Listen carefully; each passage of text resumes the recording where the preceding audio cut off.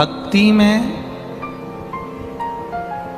छल नहीं है, और भक्ति में अगर छल नहीं है ना तो समझ लो कि परमात्मा के मिलने में देरी नहीं है। अगर भक्ति में छल नहीं है,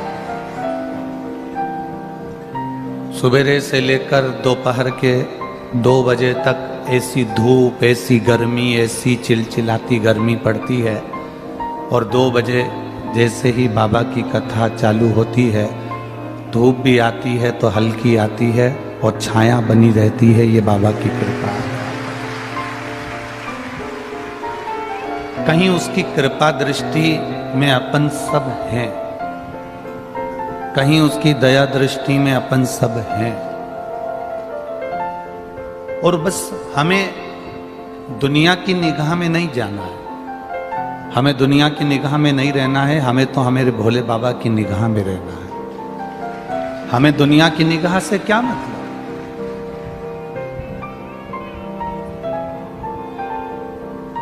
लोग कहते हैं कि आप दुकान में जाते हो तो कैमरे की नजर में रहते हो, कथा में आते हो तो तुम कैमरे की नजर में नहीं महाकाल की नजर में रहते हो।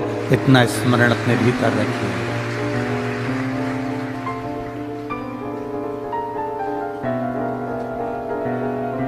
ये दुनिया बड़ी विचित्र है। लाकिट, पाकिट और जाकिट का युग है। क्या क्या चीज? जम के बोलिए। लाकिट, पॉकेट और जाकिट का युग है।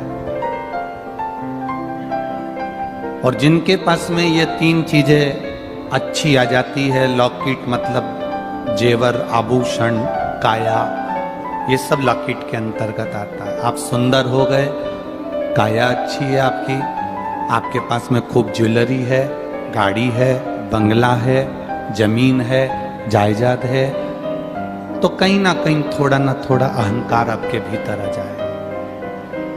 पॉकेट, जेब में अगर पैसा है, धन बहुत सारा है, संपदा बहुत सारी है, खूब पैसा आपकी जेब में, आपकी तिजोरी में, आपके बैंक में, बैलेंस अच्छा है, दुकान अच्छी चल रही है, व्यापार अच्छा चल रहा है, तो जिसके पास ज्यादा पॉकेट में धन होता है उसको भी अहंकार आ जाता है। जॉकेट, कपड़े बड़े सुंदर हैं, हमारा घर बड़ा सुंदर है, हमारा आभूषण बड़ा सुंदर है, हमारी व्यवस्थाएं बड़ी सुंदर है।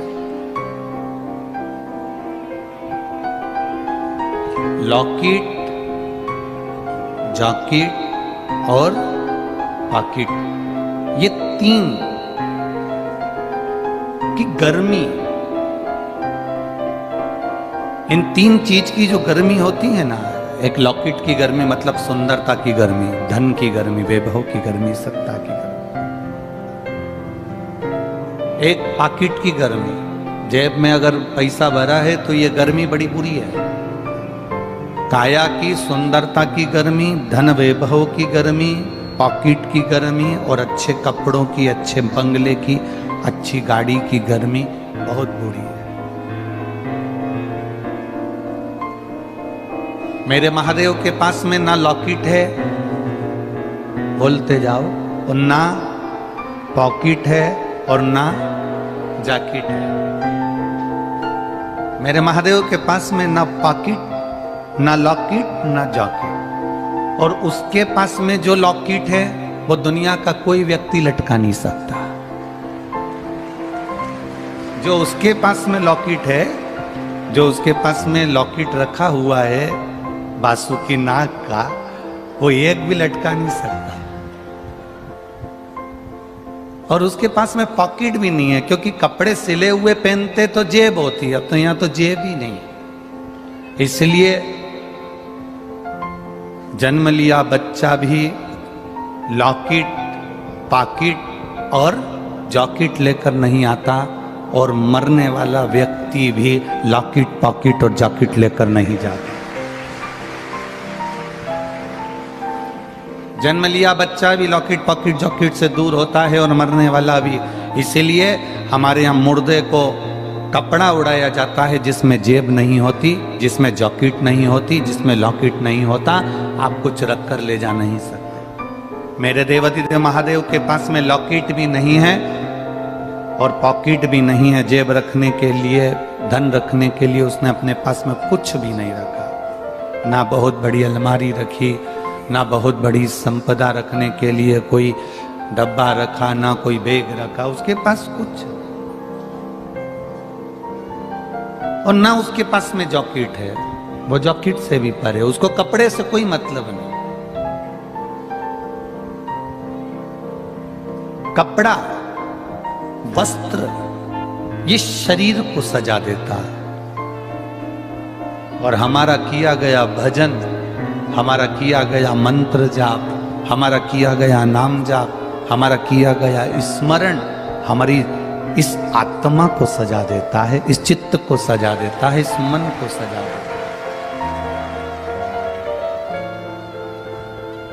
पानी नीचे है, इसको 3 मंजिल ऊपर ले जाना है, तो काय से लेकर जाओगे? 4 मंजिल ऊपर लेकर जाना है, 10 मंजिल ऊपर लेकर जाना है, तो पानी को ऊपर ले जाने के लिए कोई मशीन की, कोई मोटर की, कोई यंत्र की जरूरत पड़ती है। बोलो सही है कि गलत है? जम के बोलो जरा। बोर नीचे खोदा गया, 300 फीट, 200 फीट, 400 फीट, 500 फीट नीचे चले गया, पानी नीचे से लाना है, तो उसको लाने के लिए कोई ना कोई मोटर, कोई ना कोई यंत्र की जरूरत पड़ती है। नीचे के पानी को ऊपर तक ले जाने के लिए यंत्र की जरूरत पड़ती है, और व्यक्ति को नीचे से ऊपर की ओर बढ़ने के लिए शंकर के मंत्र की जरूरत पड़ती है।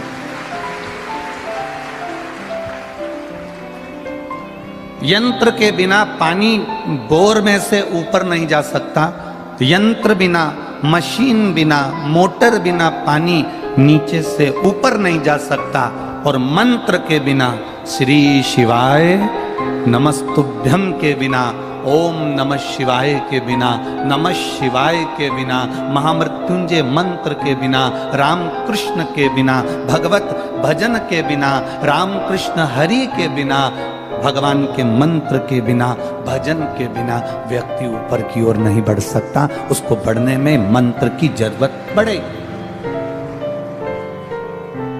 बड़े बड़े व्यापारियों को देखिए, बड़े बड़े उद्योगपतियों को देखिए, हमारे यहाँ के भारत के बड़े बड़े धनपतियों को देखिए, टाटा बिरला को देख लेना, अंबानी परिवार को देख लेना, और भी जितने जितने करोड़पति, अरबपति, धनपति हैं हमारे भारत के, इनको देखना। अब इनके पास में इतना धन आ गया तो टाटा बिरला को क्या पड़ी कि बिरला मंदिर का निर्माण करते, बार बार पड़ गई, क्यों मंदिर में उनकी हथौड़ी चलती रहती है?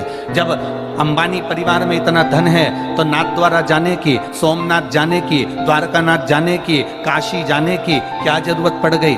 क्यों जाते हैं? उनको मालूम है कि ये दौलत, ये सत्ता, ये वैभव, ये धन, ये संपदा हमें जो मिली है ये भगवान के मंत्र से मिली है। ये मंत्र जपते गए, स्मरण करते गए, कीर्तन करते गए, नाम जाप जपते गए, तो हम भी उन्नति की सीढ़ी पर चढ़ते गए। जैसे जैसे मंत्र जपा गया है, जैसे जैसे भजन किया गया है, वैसे वैसे हम उन्नति की ओर बढ़ते चले गए, ऊपर की ओर बढ़ते चले।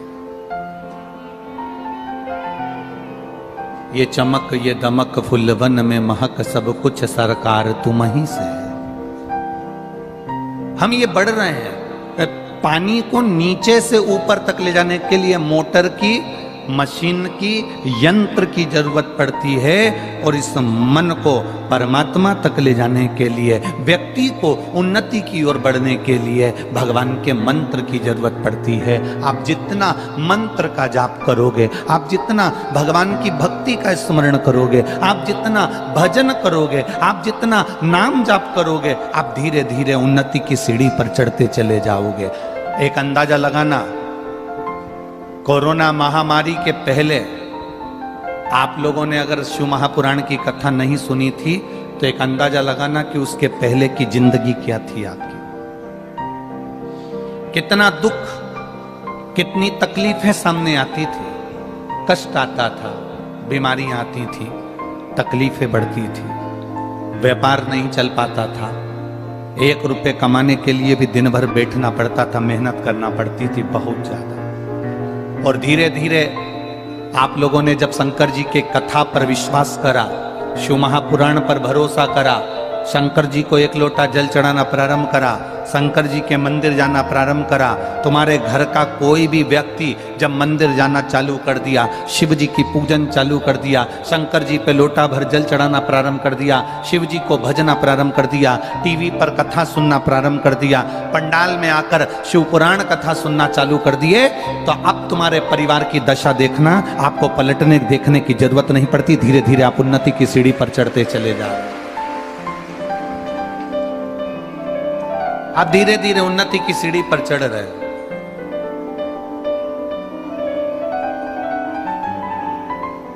आप करोगे ना भजन, आप करोगे ना भक्ति, आप करोगे ना स्मरण, धीरे धीरे बढ़ते जाओ, धीरे धीरे उन्नति की ओर चढ़ते जाओ। भजन का जो बल है, मंत्र का जो बल है, वो उन्नति की ओर बढ़ाने के लिए। अपने मन को, अपने चित्त को, अपने विचारों को जब हम परमात्मा तक पहुंचाते हैं, अपने मन को जब हम भगवान तक भेजते हैं, तो हम स्वयं भी उन्नति की ओर बढ़ते जाते हैं, हम उन्नति की ओर चढ़ते जाते हैं। आप करो भजन भगवान का जितना कर सकते हो। हम कहते हैं आप जब यहाँ बैठे रहते हो भजन होता है, भजन के बाद में जब हम मूल मंत्र का जाप करते हैं, श्री शिवाय नमस्तुभ्यम बोलते हैं, तो हम आपसे एक बात कहते हैं कि अपने दिल की बात महादेव से कह देना। जैसे ही भजन में श्री शिवाय नमस्तुभ्यम हमने 5 बार बोला, आपने 5 बार बोला, उसके बाद 2 क्षण में अपने बाबा से अपने दिल की बात कह देना कि बाबा अब तुझे संभालो, अब कोई नहीं जो मुझे संभाले। मैंने सबके पास जाकर देख लिया, सबको बोलकर देख लिया, पर कोई मेरा सुनने वाला नहीं है। तब मेरे महादेव केवल तू सुन सकता है। क्यों? क्योंकि ब्रह्मा ब्रह्म लोक में है, भगवान विष्णु बैकुंठ लोक में है, और तू मृत्यु लोक में पृथ्वी पर है। जो मेरे पास में है वो मेरी सुनेगा जरूर, इसलिए तू सुनेगा। जब तू सुनेगा तो मुझे किसी से कहने की जरूरत है। पति पत्नी की बात सुन ले। एक बहुत अच्छी बात कर रहे हैं, जरा समझ लेना अच्छे से। पत्नी पति से कहे, और पति अगर पत्नी की बात सुन ले, पत्नी ने पति से कहा सुनो आज मेहमान आ रहे हैं 15, घर में सब्जी नहीं है, आलू भेज देना, टमाटर भेज देना, हरी मिर्ची भेज देना, हरा धना भेज देना, थोड़ी से अदरक भेज देना, थोड़ी तुरई भेज देना, गिलकी भेज देना। पत्नी ने पति से कहा। अब जरा विचार करना, पति ने नहीं सुना,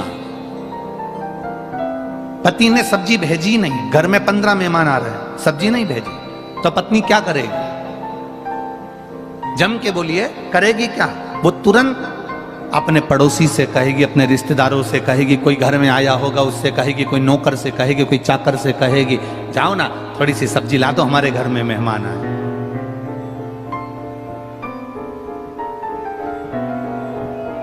हमारे घर में मेहमान आए, आप सब्जी ला कर दे दो। पत्नी दूसरे से कहेगी। जब पत्नी दूसरे से कहेगी और पति आएगा शाम को और उसको मालूम पड़ा कि तुमने पड़ोसी से सब्जी क्यों बुलवाई, तो पत्नी क्या कहेगी? बोलो जम के, मैंने आपसे कहा था कि नहीं कहा था कि 15 मेहमान घर में आ रहे हैं, सब्जी भेज देना, तो तूने पड़ोसी से सब्जी क्यों बुलवाई? तो मैंने आपसे कहा था ना कि तुम सब्जी भेज देना, तो तुमने क्यों नहीं भेजी?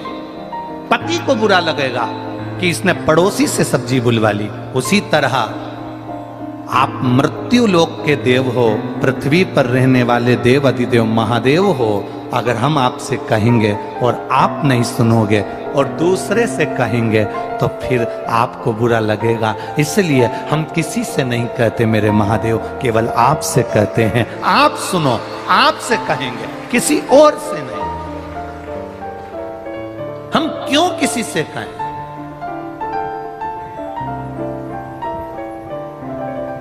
जो चोर को कुबेर बना सकता है वो हमारी नहीं सुन सकता।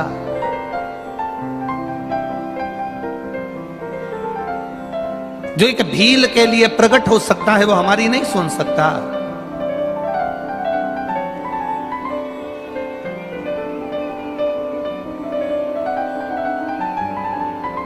हम क्यों किसी से कहें, हम क्यों किसी के द्वार पर जाएं? हम तो केवल तेरा भजन करते हैं, तेरा स्मरण करते हैं और तेरे बल पर जीते हैं। हमें दूसरे से कोई मतलब है ही नहीं। आप जब एक पर आश्रित हो जाओ, आप अगर एक पर आश्रित हो जाओ, जिस घर में ससुर नहीं है, जिस घर में सास नहीं है, जिस घर में सास ससुर दोनों चले गए, ना देवर है ना जेठ है, पति पत्नी और घर में बच्चे हैं, तो अंदाजा लगाना, विचार करना, ससुर चले गए, सास चली गई, देवर चले गया, जेठ चले गया, या आप मुंबई में रह रहे हो, या पूना में रह रहे हो, या बेंगलोर में रह रहे हो, या आप छत्रपति संभाजी नगर में रह रहे हो, मालेगांव में रह रहे हो, धुलिया में रह रहे हो, अमरावती में रह रहे हो, तुम कहीं पर भी, भोपाल आदि कहीं पर भी रह रहे हो, और तुम्हारा पूरा परिवार गाँव में रहता है, तुम अपने पति के साथ अपने बच्चों को लेकर शहर में चली गई। अब विचार करना, तुम किसके भरोसे गई हो? पति के भरोसे गई कि नहीं गई? कि मेरा पति है वो हम लोगों को पाल लेगा, मेरा पति है बच्चों को अच्छी एजुकेशन दे देगा, मेरा पति है मेरे लिए भोजन की व्यवस्था कर देगा, मेरा पति है रुकने की व्यवस्था कर देगा, मेरा पति है घर में सारी व्यवस्था हो जाएगी। जब भगवान माँ के गर्भ से बच्चे को जन्म देता है, बच्चा अंदर दोनों मुष्टिकाएं बांध कर रहता है और भगवान से कहता है मैं तेरे भरोसे रहूंगा, तेरे विश्वास पर रहूंगा, तब भगवान अंदर संकल्प देकर भेजते हैं, तू चिंता मत करना, तू अगर मेरे भरोसे पर आ रहा है। जैसे पत्नी पति के भरोसे पर मुंबई चली गई, पत्नी पति के भरोसे पर बेंगलोर चली गई, पत्नी पति के भरोसे पर फ्लैट में चली गई, मकान में चली गई, अब किराया पति देगा, बच्चों को पढ़ाएगा पति, रखेगा पति, संभालेगा पति, दवाई पति कराएगा। तो भगवान कहता है कि जैसे फ्लैट में पति पत्नी को लेकर जाता है तो संभालता वो है। भगवान कहते हैं अगर मैं तुझे पृथ्वी पर जन्म देता हूं, तू पृथ्वी पर पैदा होता है तो संभालता मैं हूं, फिर कहीं नहीं जाए, फिर तुझे संभालने वाला कोई दूसरा नहीं होगा, संभालूंगा मैं, उसके सिवा कहीं नहीं जाए।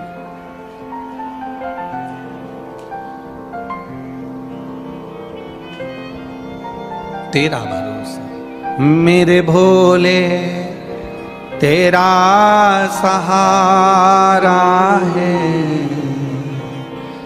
मेरे भोले तेरा सहारा है, मेरी नैया का तू किनारा है, मेरी नैया का तू किनारा है, मेरे बाबा तेरा सहारा है, मेरे भोले तेरा सहारा है, मेरी नैया का तू किनारा है,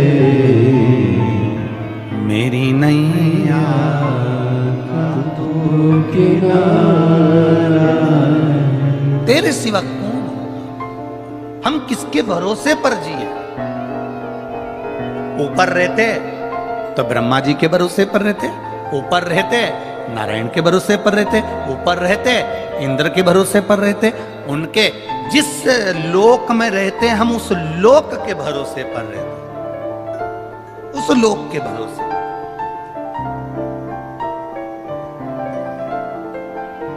अब हम रह कहां रहे? पृथ्वी पर, ब्रह्मांड भूमि पर, मृत्यु लोक में। और मृत्यु लोक का अधिपति कौन? जम के बोलो जरा, देव अधिदेव महादेव। तो हम उसके भरोसे। अब और सरल भाषा में ले लो,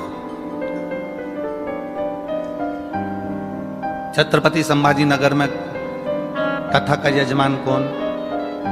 बोलते जाओ जरा, बोलते जाओ। विधायक प्रदीप जी जायसवाल, इनको यजमान किसने बनाया? देवाधिदेव महादेव। ठीक है, अब बुलाया किसने? देवाधिदेव महादेव की कृपा इन पर हुई और इन्होंने हमको यहाँ बुलाया। अब बुलाया तो व्यवस्था कौन करेगा? बोलते जाओ, जम के बोलो। महादेव इन पे कृपा करें और ये अपनी व्यवस्था करें, ये अपनी व्यवस्था करें। भगवान किसी ना किसी को प्रेरणा दे देता है, भगवान किसी ना किसी को पकड़ लेता है।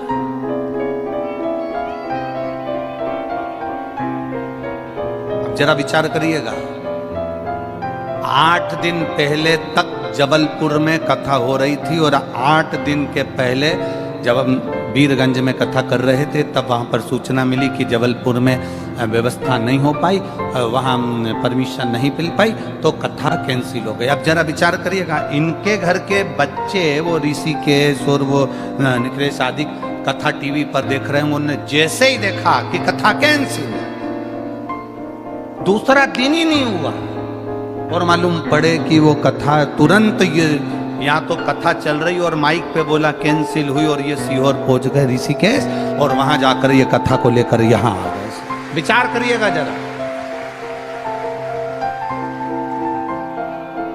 अगर कोई दूसरा व्यक्ति होता तो पहले विचार करता कराएं कि ना कराएं, इतनी व्यवस्था कैसे होगी, 8 दिन में इतनी व्यवस्था कैसे हो जाएगी, इतनी बड़ी टीम कैसे बनेगी, भोजन व्यवस्था कैसे होगी, पानी की व्यवस्था कैसे होगी, पंडाल व्यवस्था कैसे होगी, ये इतना बड़ा पंडाल कैसे बनेगा, क्या करा जाएगा। और मौसम विभाग कह रहा है कि आंधी तूफान हवा पानी सब कुछ है, कराएं तो कराएं कैसे। पर देवाधिदेव महादेव ने पकड़ा हाथ और शिव की कृपा इससे हुई। और सबसे बड़ी कृपा तो ये छत्रपति संभाजी नगर के आप सब ने करी, जिन्होंने व्यवस्था में तल्लीनता दिखाई, सबसे बड़ी व्यवस्था।